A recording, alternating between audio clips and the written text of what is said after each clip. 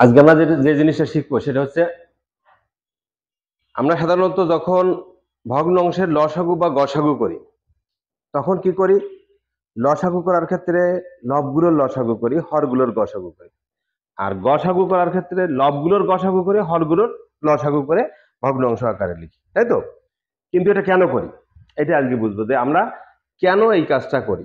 ভগ্ন অংশের লসাগু বা গসাগু করার ক্ষেত্রে লবগুলোর লসাগু হরগুলোর গসাগু এইভাবে কেন করি।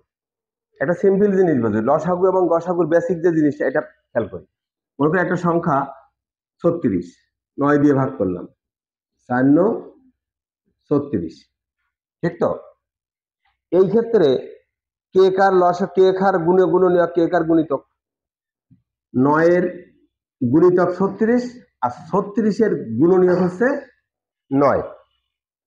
একটি সংখ্যাকে আরেকটি সংখ্যা দ্বারা ভাগ করলে যদি নিঃশেষে বিভাজ্য হয়, মানে ভাগশেষ যদি 0 থাকে, তাহলে যে সংখ্যা দ্বারা ভাগ করা হয় তা হলো যে সংখ্যাকে ভাগ করা হয় তার গুণনীয়ক, আর যে সংখ্যাকে ভাগ করা হয় তা হলো যে সংখ্যা দ্বারা ভাগ করা হয় তার গুণিতক।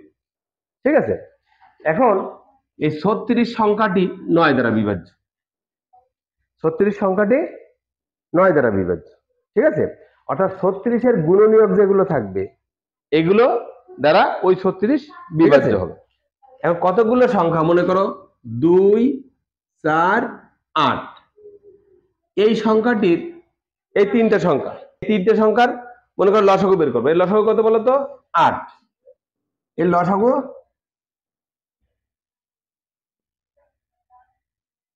হচ্ছে 8।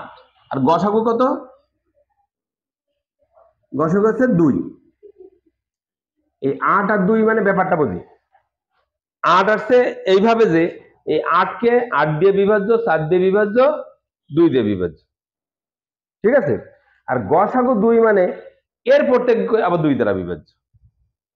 গসাগু 2 মানে এটাও 2 দ্বারা বিভাজ্য, এটাও 2 দ্বারা বিভাজ্য, এটাও 2 দ্বারা বিভাজ্য। লসাগু মানে যেটা লসাগু পাবো সেই সংখ্যাকে যেগুলো লসাগু সেইগুলো সংখ্যা দ্বারা বিভাজ্য, ঠিক আছে? আর গসাগু যেটা পাবো এই গসাগু দ্বারা এটা পাবো।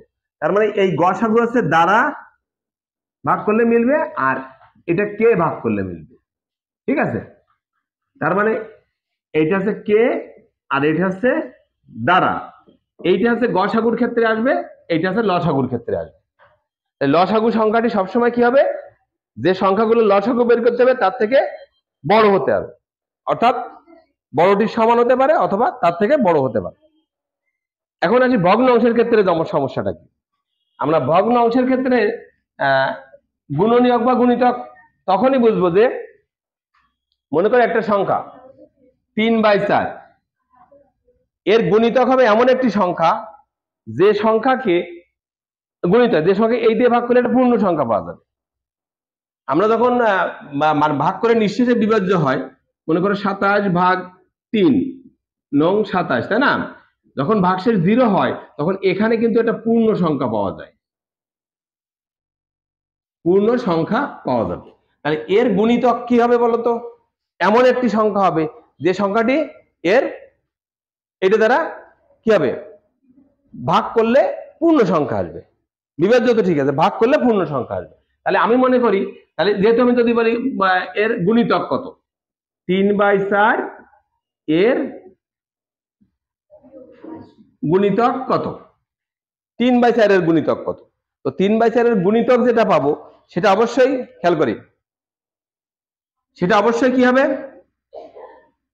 এই যে 3 এবং 4 এই সংখ্যা দ্বারা বিভাজ্য হবে। মনে করো এই ক/খ পেলাম আমি এর গুণিতক। তার মানে একে যখন আমি ভাগ করব 3/4 দিয়ে তখন হবে পূর্ণ সংখ্যা। এই ভগ্নাংশটি যেটা গুণিতক পাবো সেই গুণিতককে যখন এই সংখ্যা দিয়ে ভাগ করব তখন সেটা কি পাবো? একটা পূর্ণ সংখ্যা পাবো। এখন দেখো এই বিষয়টা কিভাবে করি। তাহলে ক/খ গুণ 4/3 ইকুয়াল টু পূর্ণ সংখ্যা। আচ্ছা, এখানে কিন্তু লব 3, এটা মনে রাখতে হবে, লব 3 আর হর হচ্ছে 4। এখন বলো এই ক খ কেমন হলে এটা একটা পূর্ণ সংখ্যা হয়? এটা 3 দ্বারা বিভাজ্য হবে। ক ক হবে 3 এর গুণিতক, ক হবে 3 এর গুণিতক হবে, তাহলে 3 দ্বারা বিভাজ্য হবে। আর খ হবে কি বলতো, 4 এর গুণনীয়ক, 4 এর গুণনীয়ক হবে। তাহলে ক হবে 3 এর গুণিতক, তার মানে কি এই লবের গুণিতক আর হরের গুণনীয়ক, বুঝছো কিনা? ঠিক আছে, তার মানে তাহলে পূর্ণ সংখ্যা আসবে। তার মানে এই 3 এর গুণিতক হলে এখানে একটা পূর্ণ সংখ্যা হলো, 3 দ্বারা ভাগ করলে মিলে গেল। আর 4 এর গুণনীয়ক হলে এখানে যেটা কাটাকাটি করলে উপরের সংখ্যাটা আসলো, উপরের সংখ্যা গুণ করে আমি পূর্ণ সংখ্যা পেয়ে গেলাম। ঠিক আছে, আর পূর্ণ সংখ্যা আনার জন্য কি করতে হবে, এই কাজটা, অর্থাৎ লবের গুণিতক করতে হবে আর হরের গুণনীয়ক করতে হবে। এখন আসি লসাগু গসাগু, মানে লসাগুর ক্ষেত্রে আসি আমি। মনে করো দুটো ভগ্নাংশের লসাগু করতে হবে, কিভাবে করতে হবে? তো দুটো ভগ্নাংশ আমি চিন্তা করি, যে কোনো দুটো ভগ্নাংশ, 8/9 12/27, 8/9 আর 12/27, এর লসাগু কত? এর লসাগু নির্ণয় করতে হবে, এর লসাগু নির্ণয় করতে হবে। তার মানে মনে করো 8/9 আর হচ্ছে 12/27, এর লসাগু এমন হবে যে যেটা হবে ক বাই খ মনে করি। তার মানে এই যে লসাগুটা পেয়েছি, এই লসাগুকে এই দুটো সংখ্যা দিয়ে ভাগ করলে পূর্ণ সংখ্যা আসবে। তার মানে এই ক বাই খ, এটাকে ভাগ করো 8/9 অথবা 12/27, দিলে কি আসবে, পূর্ণ সংখ্যা আসবে।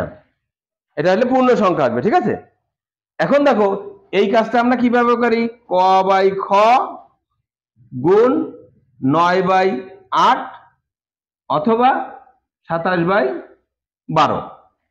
এখন চিন্তা করো যে এখানে পূর্ণ সংখ্যা আসতে হবে না, এটা কি করলে ভাগ করলে পূর্ণ সংখ্যা আসবে। পূর্ণ সংখ্যা আসতে গেলে কি করতে হবে, এই 8 কি করতে হবে, 8 এটা কটা কি হবে, 8 গুণিতক হবে, তাহলে কাটাকাটি করলে এটা পূর্ণ সংখ্যা আসবে। 8 গুণিতক হবে ক, আর 9 গুণনীয়ক হবে, 8 গুণিতক আর 9 গুণনীয়ক। তার মানে যখন আমি লসাগু করব, এই যে লব পাবো, লবের লসাগু করব আর হরের গসাগু করব। এই কারণে কিন্তু আমরা লবগুলোর লসাগু এবং হরগুলোর গসাগু করি।